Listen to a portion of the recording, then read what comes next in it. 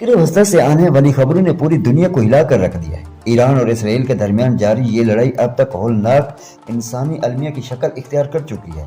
ताज़ा तरीन अतलात के मुताबिक हालिया हमलों में जानी नुकसान की शरह बहुत ज़्यादा बढ़ गई है, जहां अब तक 1900 से ज़्यादा मासूम लोग जान से हाथ धो बैठे हैं और ज़ख्मियों की तादाद हज़ारों में बताई जा रही है।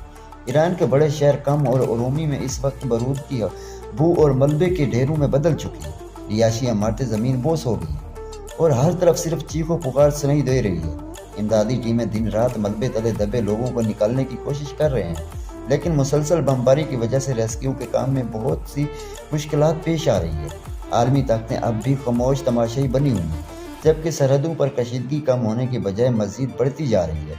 फिजाओं में ड्रोन और मिसाइल का राज है और इंसानी बस्तियाँ कब्रिस्तान का मंजर पेश कर रही हैं। ये सिर्फ दो मुल्कों की जंग नहीं रही, बल्कि एक ऐसा बड़ा इंसानी बहरान बन चुका है जिसका अंजाम पूरी दुनिया के लिए बहुत खतरनाक साबित हो सकता है।